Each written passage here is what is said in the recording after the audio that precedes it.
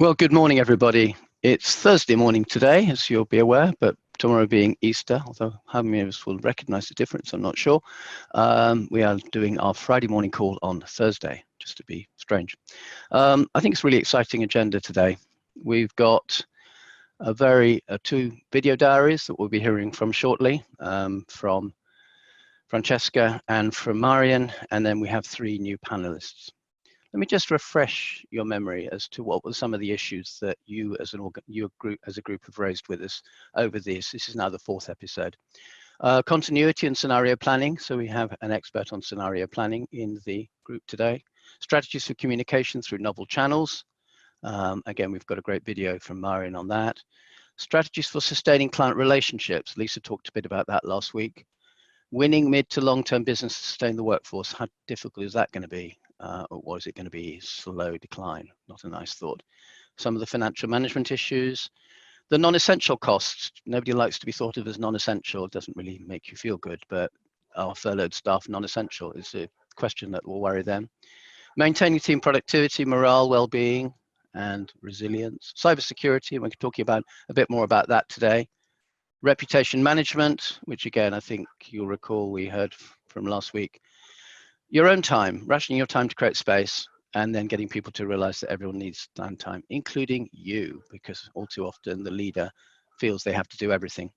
So who's on the call today? Meiron, welcome back. We will hear from you now. Francesca, likewise, will be global leader. Tim Skipper, welcome Tim, and he's the founder and CEO of Totem Partners, specialist recruiters. Raj Kohli, who's the director of DCR Partners, and Gerard Drenth. Now, what we're trying to do here, and you'll have seen from my email I sent out to you yesterday, is to try and explore. So Tim will obviously talk a little bit about the world of recruitment, but also more importantly, what are the key messages coming from a group of HR directors that he coordinates or his firm coordinates. Raj will be not just looking at cyber, but looking at the broader technological issues, both strategic and also operational, and what is it that the leaders can do maybe to take advantage of some opportunities in that space. And then Gerard, who is an expert in strategic planning from Shell and 10 years or plus of teaching at Said Business School in Oxford, will be explaining why actually scenario planning is not forecasting, and relying on somebody else's scenario plan isn't generally a very good idea. Obviously, yours truly here. Before we go in any further, before we go into Meiron, what I'd like to do, as we did last week, is to organize a poll.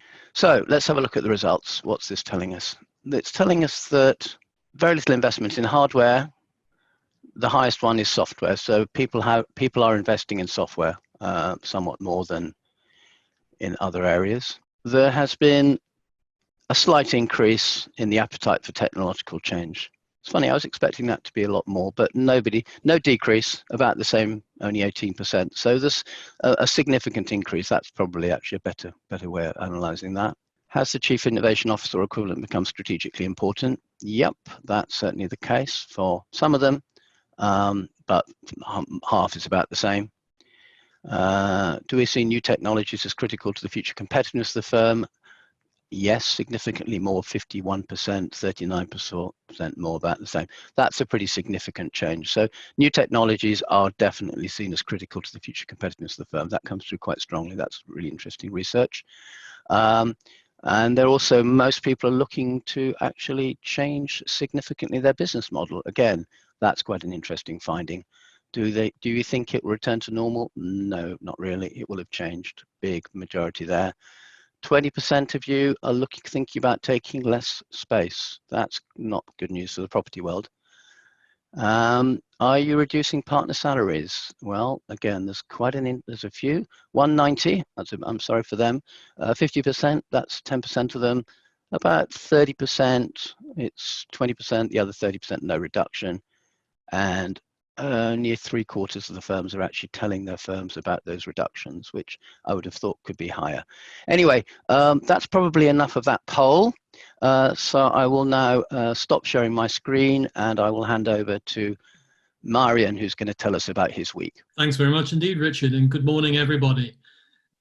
As Richard has explained before, for those people who've been here, my position is very different from most people on the call. I'm a sole trader, apart from my wife, who's a fellow director, but the business is essentially me. So the kinds of challenges I'm facing are the ultimate in micro versus the macro ones that you're facing. So I'm just going to take you through some of the things that I've been doing over the last 2 weeks and see if you can find any parallels with that. I think the most important thing for me is with this enforced layoff is I've thought really long and hard in some depth about what are my clients going to want from me when this calamity finally comes to an end. What am I going to be able to offer that many other people who are in the same, more or less, business as me are also trying to do? So I spent quite a lot of time refining my proposition, developing some new ideas, being much clearer about the language, much clearer about the purpose, much clearer about my raison d'etre. And I'm already starting to put this into practice with a number of my client contacts. Again, because I'm probably the ultimate discretionary, non-essential spend, as Richard described earlier, there was an immediate fall off in terms of a lot of the work that was coming in for me. And it was at first quite startling, but I'm now seeing it as a tremendous opportunity, tremendous advantage to really build some much deeper, longer term relationships. But in terms of my business model, I have very much had to change that. So I'm offering discounts to a number of my clients. Their discretionary expenditure and budgets have dried up. They do have some, but in terms of their model now, I have to offer something which is much more flexed as an act of goodwill, as an act of long-term good faith and commitment to them, and they see that. I'm also writing off some of the work that I'm doing or agreeing delays in payment, deferments for the longer term. And perhaps most significantly, I'm actually now doing a lot of gratis work for a number of my coaching clients on the assumption that it will pay forward eventually. The fact is that as a coach, I have a duty of care to my coachee, so it would be unethical for me to stop it simply because I'm not being paid. But looking at it from a purely pragmatic, mercenary perspective, maintaining these relationships, I think, is extremely important. And I think a number of my coachees value this. I'm also developing some new products or developing new ways of communicating some of my existing products. So I do a lot of work around resilience, consultative selling, leadership, critical conversations, and so on. And I've spent quite a bit of time crouched over Photoshop, creating one-page infographic summaries of these, which I can share with clients or indeed share with anyone who's at all interested in it. And I'm finding that these very crunchy summaries give people the opportunity to start putting things into practice with their teams very quickly. So in summary, as far as that's concerned, this to me is all good. It's creative, it's focusing my mind, it's forcing me to be much more rigorous in terms of my brand proposition than I probably have been before. And the investment in relationships is paying dividends. There's another issue here too, and again, Richard alluded to that just now, and that is the importance of looking after myself. I've got, as I'm sure we all do, high standards. I hold myself to account, and sometimes I find myself criticizing myself for falling short of those standards, for going on the web and looking at the latest coronavirus news, for going into a kind of cognitive neutral and just surfing the web for a bit. And I'm realizing that this is fine, that being kind to myself in this kind of environment is really critically important. And I think for leaders of businesses such as yourselves, when so much is riding on your continued rigorous, focused leadership, it's important to ensure that you cut yourself some slack too, if you're not doing so. Which in turn leads on to my final issue, which is I'm being very systematic about personal resilience. So I'm taking some time aside each day to meditate, to spend some time being mindful. I'm exercising every day, and probably more exercising than I usually do. I'm probably going to be fitter at the end of it. And I'm making sure that my diet is very, very good too. And I think it's all feeding into the kind of virtuous circle of purpose and positivity. So that's been my last 2 weeks, Richard. That's 5 minutes. Back to you. Fantastic. Let's go straight through to Francesca and hear how was your week, Francesca? Hello, Richard. Hi, everybody. Good to see lots of familiar faces as well. It's been an interesting week because I think, as Richard alluded to at the beginning, we're creating a new sense of normal. whatever that might look like. There's listening to people over the phone, speaking to people on video, a whole new way of working and a whole new way of connecting that has actually been quite fascinating in terms of how quickly people have got used to that and created new ways to work and connect together. A couple of themes that I'm seeing all around the world, because my job involves connecting with our 136 plus firms. So I've been chatting to the CEOs and senior leaders from pretty much every part of the globe, but there's some real commonality of themes coming through for me. You're seeing it whether you're based in Brazil, whether you're based in Australia, or anywhere within Europe. People still obviously are absolutely essential in the professional services industry. So a lot of time, effort, and rightly so, has been placed around making sure that people can work. And then if they're working, that they're able to work effectively. And that speaks to the tech agenda. But it also involves how are they managing to do their work in these circumstances. Some seem to have slipped seamlessly into carrying on connecting. Others seem to be struggling a little bit more as they get used to what this new normal looks like. But very key focus for all businesses. And then, do you need all the people you've got? And if you don't, how can you support them through this time so that when things come back online, you still got the same great talent, great people available to work? One of the things I'm seeing everywhere is a lot of businesses with the partners or the senior leaders taking pay cuts to enable them to keep their people in work. And that came through in that survey, but I think a real classic example of partnerships who both share in the profits, but also share in the pain. And I'm seeing that just about everywhere in the world, making sure people are properly looked after. Work-winning and work-winning initiatives are huge in these times, about protecting the clients that you've got, deepening the relationships. I think, Meiron, you talked beautifully to how you keep deepening the relationships with your clients. And also, can you win additional work at this time? Thoughtful work, work that people want. It's not about selling stuff. It's about what's going to be helpful to them now. We covered quite a bit of that last week around you don't bombard people with sales material, listen to what they want and think accordingly about what would be helpful. But it's actually also incredibly encouraging for the professional service firm itself to see, even in this downtime, it is possible both to win new work but to deepen relationships with clients. And that's incredibly important in terms of showing the wheels are still moving, the economy is still going forward, and professional service firms still have a value.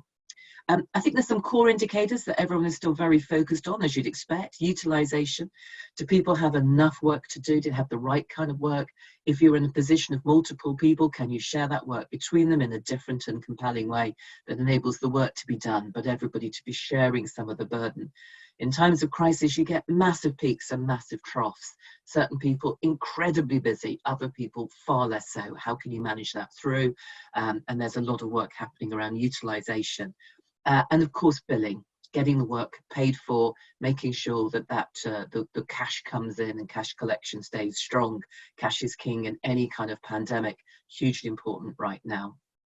All of those indicators get heightened at this particular time. One of the things I'm seeing again everywhere in the world is that partners in particular are actually recording this stuff better than ever before, because it's so important to have that data current, to have it, to really know what your utilization is, really know what's happening on your cash, really know what's happening with your clients, and absolutely crucially know what's happening with your people. So people are recording data better, updating it more frequently, and that's vital. You make bad decisions on bad data. So keeping that data current, absolutely huge. And then I know we're going to come to scenario planning, but most firms now will have done at least their first pass on scenario planning, but you need to keep it current. You need to keep reviewing it. Is it still doing what you hoped it would do? Is it giving you the right information? And very last thing from me, Richard, is what happens after this. You know, we're beginning to see some countries come out of the pandemic. China, Japan, bits of Asia beginning to come back to work. What have you learned from the last few weeks or months that you want to take into your new normal? You don't want to lose that connectivity, that ability to work in a different way. How do you take all that good stuff and not lose it by just going back to the way we worked before? So that positivity about looking to the future, I think is something that's hugely important now. What happens beyond now? And that mindset change is absolutely vital. But a part of that is thinking about looking after yourself, making sure you keep fit and healthy, and also making sure that you're able to do what your clients need you to do as we come through the lockdown. That's all for me now, Richard. Thanks, Francesca. Well, we're going to obviously have you on the sort of fireside chat shortly, so we haven't lost you in that sense. But right, Raj, I'd like you to give us a little bit of an insight. Have we got Raj? No. Yes, we have. Sorry, Raj, if you'd like to give us an insight on some of the more technological issues that you've come across wearing your specialist hat. Thank you. Thanks, Richard. Morning, everybody. As Richard mentioned at the start, I guess the majority of my day is typically spent helping leaders get better use of technology and data and helping them deliver change at pace, but also managing risk in a more effective way. I've been somewhat taken aback by the responses that I've seen from leaders over the last 2 or 3 weeks in a completely positive way. Now, businesses are rightfully so focused on people, continuity of service, solvency, and in support of this, they've moved at breakneck speed to implement new tech, changes in ways of working in a matter of weeks. And those teams at the centre should be applauded for the way in which they've gone about doing that, responded and risen to the challenges that are in front of them. If you think about traditionally how that change would have been managed, it probably would have been taken and delivered over a period of months, if not years, supported by a vast amount of business cases, project steering committees and reviews of implementation. All of that went out the window in the last couple of weeks. And it's worth saying that for many businesses, it's the middle management layer that will either make or break a firm during this period. It's those middle managers that are effectively the glue that will link the strategy that's been set by the partners of the firms or the managing directors and translate that into the operational practices. And so for me, there's probably 2 main areas of focus, or perhaps 2 sides of the coin, as Richard alluded to. It's the cyber risk on one side, or technology risk, but there's also the opportunity that we've got in front of us. So if I start with cyber risk, it could be perhaps quite easy for me to focus on technology when it comes to cyber, but actually for me, it's all about taking a people-first strategy. That's crucial. So we just talked that through. I guess in the UK, we've literally had millions of our workforce now shifting to working at home for the very first time. Many people are going to be living, working in accommodation alongside their partners are also working in that environment. We've got kids that are going to be homeschooling, and they may have partners who are at the risk of losing jobs or experiencing health issues or financial difficulty. Now, it's this uncertainty that brings anxiety, brings worry and nervousness that impacts mental health. And when it comes to cybercrime, it's this fear, emotion, rapid pace of change that cyber criminals will be preying on, I guess now and in the future. So I guess as business leaders, what are the key risks that I would encourage you to focus on and consider in the short to medium term? Unsurprisingly, for me, it's about people first. So during this time, individuals may be low and distracted, and cyber criminals would be targeting those individuals with emails, text campaigns designed to play on their emotions.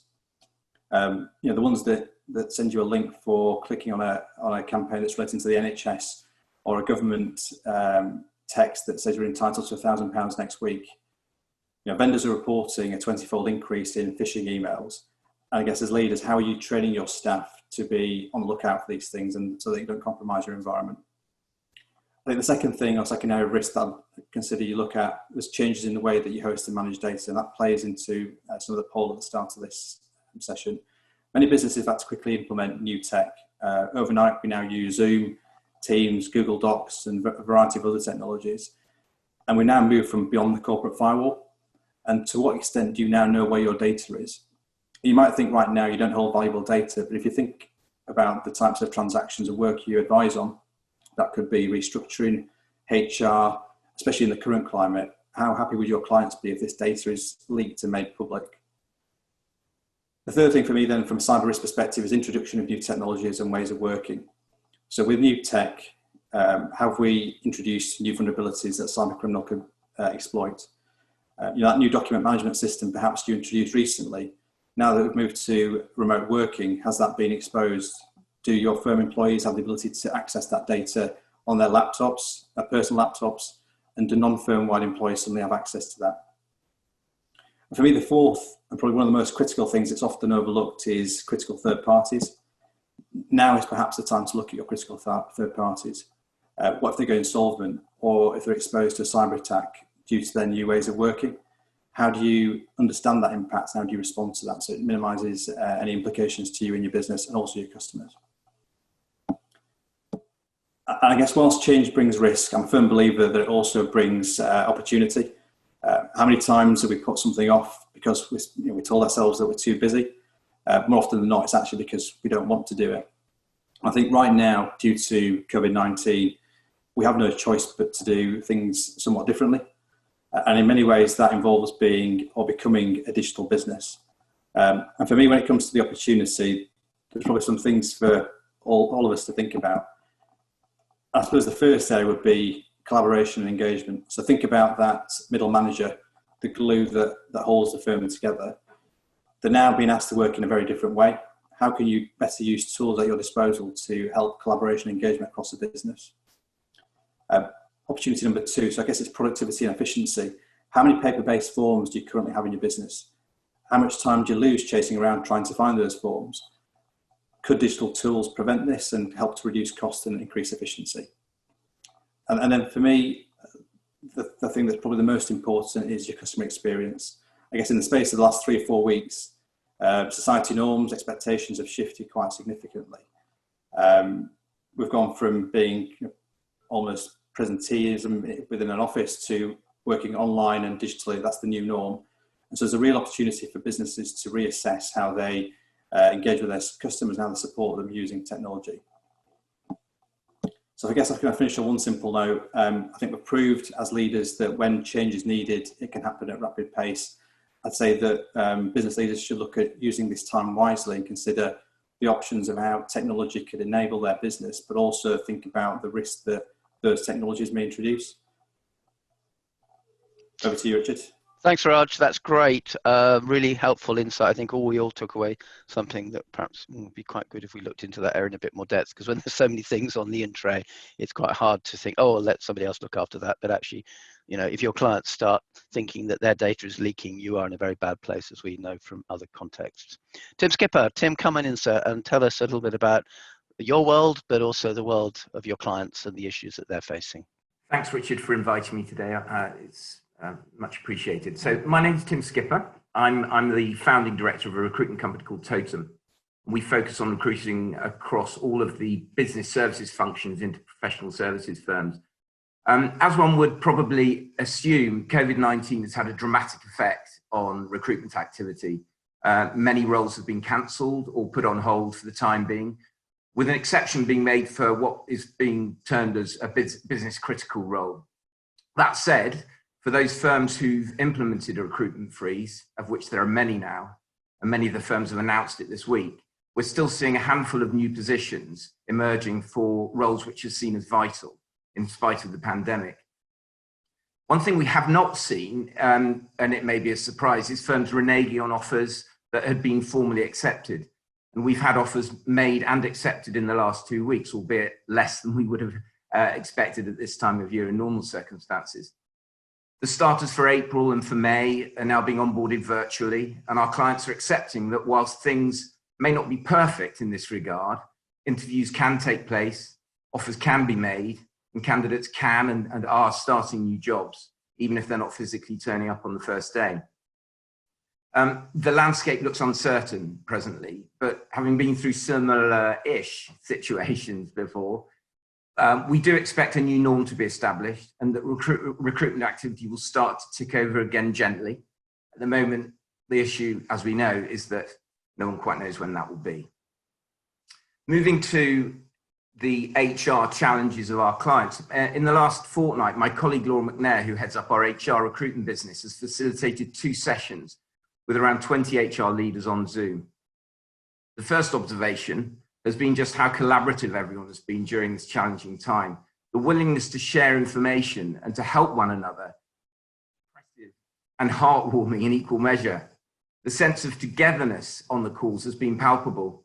One firm has used the phrase best efforts. A lot of things may not be as slick as one would like, but there seems to be a high degree of tolerance due to the gravity of this situation. This best efforts approach also covers tolerance of the challenges associated with things like home working and childcare. The key issues and priorities which have emerged from these 2 sessions, which were with law firms, I should add, have been as follows. Firstly, unsurprisingly, furloughing. Initially trying to get their heads around the concept as well as the practicalities. In the initial call 2 weeks ago, there was little clarity from the government. Since then, firms have decided on their approach to furloughing. And a Snap survey we completed this week gave the following insight. Most firms are furloughing some employees, although some are not. There are a handful of firms who've decided not to yet. Just under 80% of firms have not furloughed lawyers, with just over 20% considering furloughing fee earners. The suggestion seems to be that non-qualified staff and paralegals will be in the first cohort. Around half of the respondents are considering furloughing lawyers, with the remainder not thinking about doing that at the moment. The second thing relates to salary reviews and salary cuts. Around half of the respondents are considering salary reductions, with some looking to achieve this via a reduction in the working week. Going to 4 days is the most obvious thing. Only a small handful, less than 15%, have actually implemented salary reductions so far. A number of firms are looking at freezing salaries this year, unsurprisingly, and there is also the discussion on whether bonuses will be paid, albeit because these relate to last year's performance, it seems that many are likely to pay out. Onboarding is another challenge. Firms seem to be managing this. They're admitting that it's not perfect, but it's working okay. For a handful, they're saying that it's been actually rather slick and even better than if people were physically in the office, because so much care and attention has been put into it. All training obviously is online. The fourth area is it relates to remote contact and well-being, and this is of massive concern, and a huge amount of effort is clearly going into this, with regular contact from line managers. Managers in all of our networks across all the different functions, not just HR, are saying that this is one of their real challenges, that it's a different way of working for many in their teams. And although they have a duty of care, they are also having to spend time managing and ensuring that individuals are disciplined and appropriately utilized and motivated. Some teams are very, very busy. All have reiterated the importance of the social side, and we've heard of some very novel things going on that front, although a couple of them said Zoom drinks was sort of slightly going out of fashion. Extra links have been added to intranets for health and well-being, including fact sheets and links to useful resources. This has all been updated, plus the use of the firm's mental health first aiders. These sessions have touched on a whole range of areas. Other things include firms' approach to NHS volunteers. How do they handle that? How do they deal with holiday entitlement that's occurring during the lockdown period?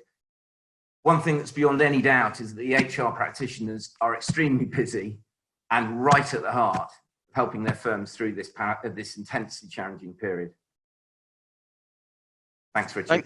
Thanks, Tim. That was really valuable, and it was great to hear not just your views, but also the views of those panels that you've brought together. And thank you for doing that, because sharing that knowledge is helpful for everybody on this call, I think. Our final presenter for today, panelist for today, is Gerard Drenth, who, as I mentioned earlier, is an expert in scenario planning. And a lot of people, I think, have suddenly looked the word up in the dictionary for the first time. That's probably a little bit unfair, but having had the opportunity to work with Gerard for the past year on this academic project that we do, I was really interested to find out this is a whole science underlying scenario planning, which I think he will try. I'm sure he can't manage in 5 minutes, but please give us a sense as to some of the key issues. Over to you, sir.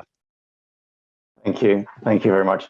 No, I want to cover in 5 minutes what we in Oxford teach in a week, and then I've been doing for 30 years, and I'm getting better at it slowly. RAND was the organization that started scenario planning in the 50s, but I think it was sort of mainly Shell who made it more popular when it brought scenario planning into the private sector in the 70s. So we're talking here about a almost 50-year-old discipline, so it's definitely not something new. What it basically is it's what-if thinking. It's really focused on getting you to understand what assumptions are we really making about the future that we are at some point going to enter, or rather, as we say, the future that's going to arrive, because it will arrive whether we move or not. Some assumptions we make explicitly. I often read annual reports and I see what organizations are thinking that the future might hold, but many assumptions are implicit, and oftentimes assumptions they differ amongst management teams. And one of the great things about scenario planning is that it allows you to find disagreements and turn them into an asset from a liability. Disagreement and differences of view in management teams are an asset. and you need to nurture those and not try to get rid of them to find the consensus view or make all noses point in the same direction, which in our view is only leading to not seeing what's happening behind you. So it's a process rather than aimed at a product. It's not something you buy or get someone else to do for you, because it's really about you yourself doing some thinking. It's about embracing uncertainty. It's definitely, as Raj said, uncertainty is not only a threat or a risk, it actually is an opportunity for doing things better or differently. And scenarios, if you want to say it in just one line, they're plausible stories. They're memorable, coherent stories of how the context, the organizational context, or the context for your business or your industry might evolve into the future. And you're always looking at more than one alternative plausible context to the one that we are implicitly assuming will happen. And the exercise is then to place yourself in those few different alternative contexts that you need to describe in a plausible way so people believe that could happen, make it relevant to the particular challenge that the organization has. Stand in that future and look back at today and think, what would I do differently if I knew what was going to happen? If I look at the today, the 2020, from the viewpoint of 2040 or 2030 or 2025, what do I learn? What do I see when I look back from the future to today? It tells us, having used scenario planning for many years, it is possible, it's not even difficult to embrace uncertainty, to not turn it into a risk and pass it on to some poor person in risk management or audit who then has to deal with it. Risk, or uncertainty rather, needs to be managed by everyone in the organization, not just by dedicated individuals. We always say, don't use someone else's scenarios, because they, if they've created them, will have made scenarios that apply and talk to their challenges and to their concerns. You need to do the work yourself, because everybody's context and everybody's ideals and strategic intents are different. With COVID-19, as the questionnaire also suggests, we certainly will not go back to how things were before. Some things will remain the same, many things will be challenged, and many things will be different. Especially in the first few years, we are definitely going to look at a massive debt overhang, and we haven't seen half of what's going to happen in health and education systems in, for example, the developing world.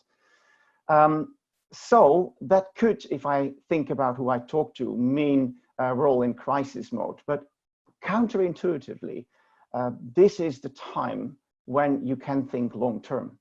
This is the time when, although some of the organizations might be in crisis mode because they have to keep things floating, many parts, many persons in organizations, many resources in organizations are actually working, not having to go to all kinds of meetings, although there's a lot of Zoom stuff to attend to, and there is spare thinking time. So the analogy we use is, don't consider this time as a period where you have to cover your car with a tarpaulin and wait for the storm and then drive out onto the road again, because the road will be different. The road may not look the same as it did before. The capabilities and skills you may need after Corona will be different. So treat this as a pit stop. In a pit stop, you change the tires. In a pit stop, you might do some stuff to the software as well. In a pit stop, you evaluate what might the circuit look like when I drive out. And that's the final thing to say. Most of our clients are now interested in considering what are the scenarios for the post-COVID world. And there is actually a lot of good work taking place there. I'll leave it at that. Thanks, Gerard. Interestingly, I was on a very long web call with the US of A, University of Pennsylvania. And basically what we were doing was bringing together all the think tanks of the world. So if there's one place where you have a lot of thinkers, it's think tanks. Now, often they can be fairly competitive because they're all chasing budgets. But actually, this was a really interesting collaborative session. Went on for 3 hours. We had about 40 different leaders of ranging from Brookings down to much smaller ones in countries as far afield as Haiti and Nigeria. And everybody kind of explaining how they could work together and I think that's going to be a really interesting resource to tap into. I'll circulate some stuff about that as it comes out next week. But excuse me, what I'm trying to do there, is that we can actually tap into a lot of knowledge. We don't just have to follow the doctrine according to one particular management consultancy. There's a lot of experts out there who are happy to help. I'm losing my voice. Whoops, I'm sure it'll come back. We've got a couple of questions. Thank you, Lawrence. And one addressed to Gerard and the other addressed to Raj. Perhaps Gerard, you'd like to, you can see the question, can you, in the Q&A? Great. If you'd like to just tell us a bit about where Lawrence's question about assumptions. Yeah, I can see the question here. So first of all, I could give you some ideas of where I think how long this period might last, but you should then immediately dismiss them as well, because it's one of the fundamental uncertainties. We don't actually know how long this will last for different regions. We don't know how long or when we will say this is definitely behind us. The question, sorry, I'll repeat the question. The question is how long, what should the assumptions be about how long the COVID-19 will last, how long the lockdown will last, what the likely economic impact by sector actually might be. So my answer is, and I'm already working on this with clients, you need to make a few, come with a few unfoldings, a few plausible unfoldings of how long this might last indeed. It could be 2 months. Let's work out what it might look like then, or say if it looks to be much longer, what would it look like then?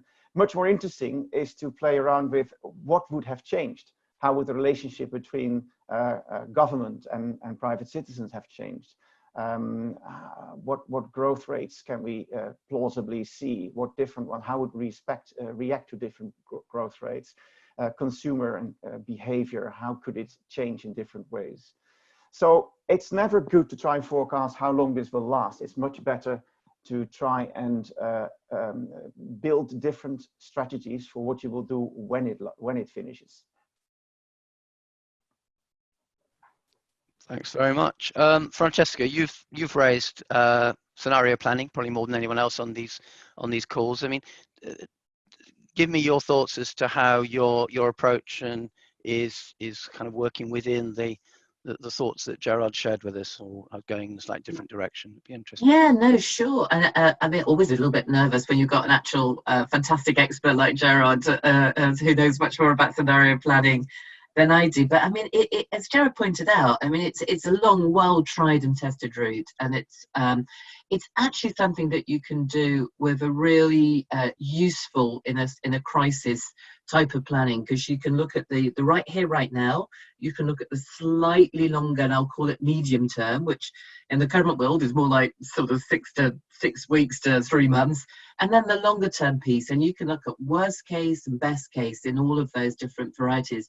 It's a really good way to look at what are your lead indicators, what are your lag indicators, what's going to help you plan that little bit ahead of the curve. And if you go back to the days when Shell were really making this one part of their being in terms of how they plan for the future, they always argued it added several percentages to their bottom line. But I think in this particular time, it just gives you a real ability to think a little bit ahead of the curve and to think about what's the worst that could happen, but what's the best that could happen, and work around that. One of the things that I think is a huge part of scenario planning is it's not a static thing. It doesn't stay locked down. It keeps on evolving, it keeps on moving. So it's very important that the thinking and data that helped you come up with your initial plan is constantly under review. Is it still making sense? Or if you got the right information, did you miss something? Have you got the right data? And data is huge in this. If you've got the right information, if you haven't, how can you get better information? And there's a very deep science around it, but everybody can put together something that's helpful for them right now. And perhaps just to add on a final point on that, is I do like the fact that scenario planning helps you think ahead. I think in terms of your mindset, at this particular juncture in time, thinking ahead is hugely important. You could lock yourself into the total here and now.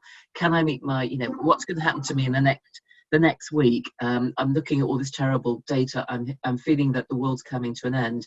Actually looking that little bit ahead really helps you in your business focus as well. But it's an incredibly helpful tool. And I have to say, I highly recommend Gerard's scenario planning webinar. I thought it was fantastic. There's another point I think which is to me interesting, which is professional firms have a massive amount of, let's call it, brain power at all levels, and scenario plan well done harnesses that brain power. It isn't about the CEO sitting in some silo writing a plan for themselves in the hope that other people might adopt it. It's actually about how do you bring people together, because everybody will have a view on different scenarios and how plausible and relevant and challenging they are. And I think that again is a good way of bringing people together and making them feel they're contributing to the future of the firm as well as serving the clients in the present. So I think that's another dimension that possibly helps. There's a couple of other questions that have come in now. One for Tim, well, in fact, two for Tim. That's looking great. One looking at, you mentioned the novel social things that people have been doing beyond Zoom, and if you perhaps could share some thoughts about what they may be. And then separately, we've had a question around corporate social responsibility, pro bono work, and the extent to which people are doing that. And another one for Tim, which is around spike in demand, dealing with recruitment frictions and uncertainty. Hopefully you can see all those questions, Tim. If you can just read the question out, so because whilst you can see them, the people in the audience can't. That would be great. Yeah, okay. The first one I think related to the social stuff.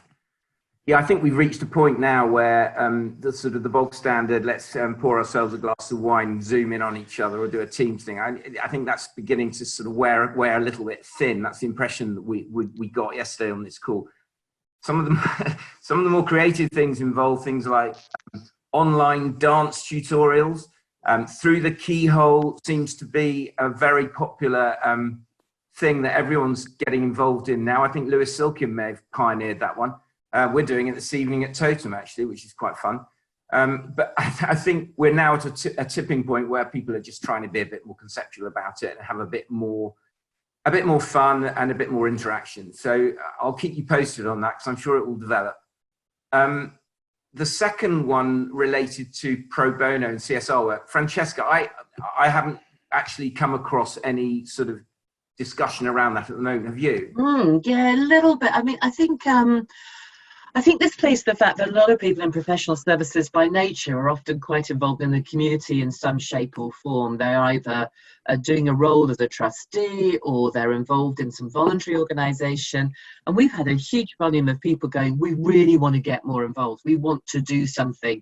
And then do you do it? And if you're in a position where maybe you have one or two offices or multiple locations, do you do something collectively? You know, do you provide some funding to something like the World Health Organization, or you do something local? And that's often the dilemma is, do you do something collectively, or do you do something that really speaks to being a part of the community?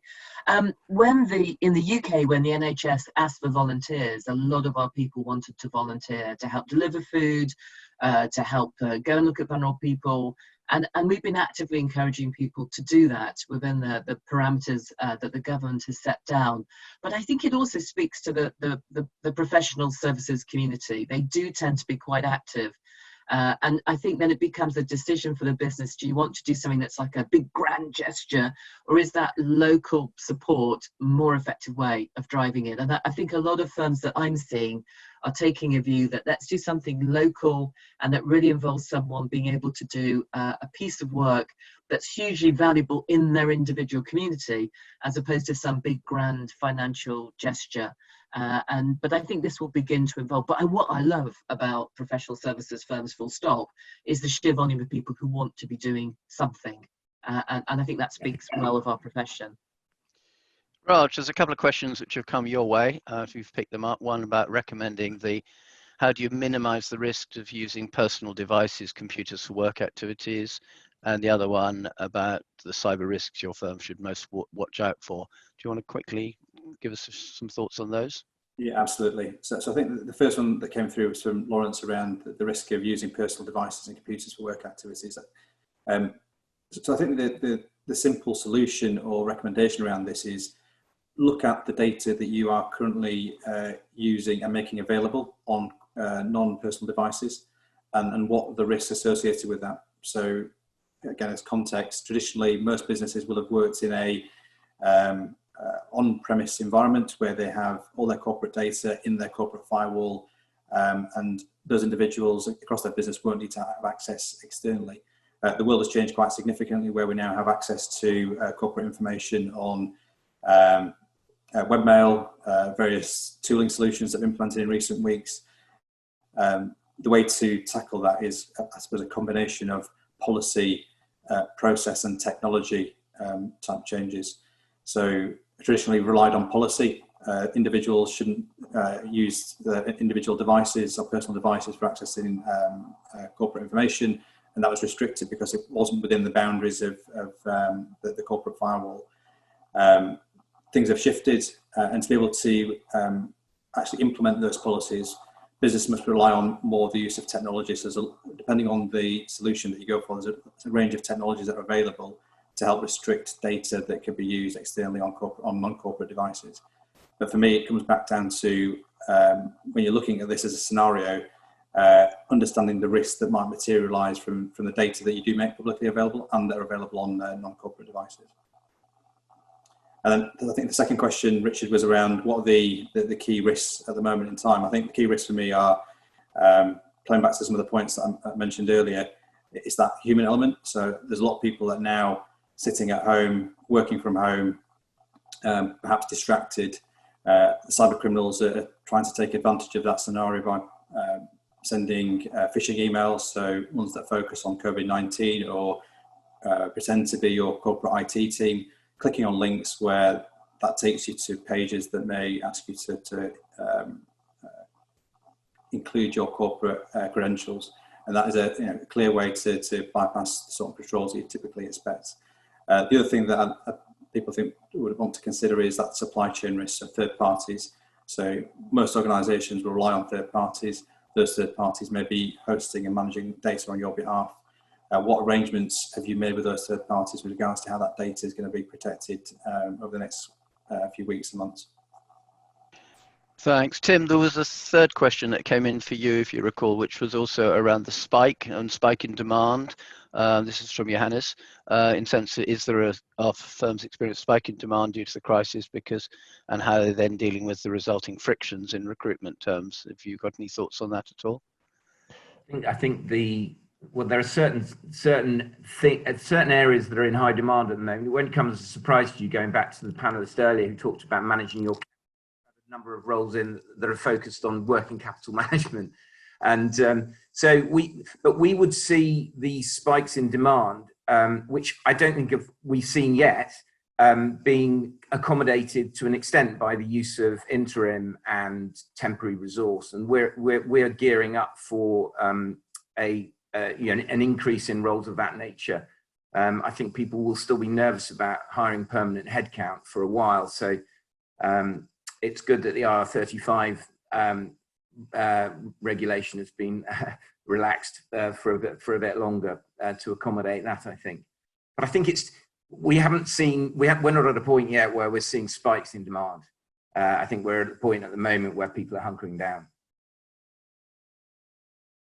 Okay, right. Well, I think we're kind of into the last sort of 5 or so minutes. So what I'd like to do as normal is just kind of ask each of the panel if you'd like to give me an idea, perhaps starting with Meiron, what are your priorities for the next week?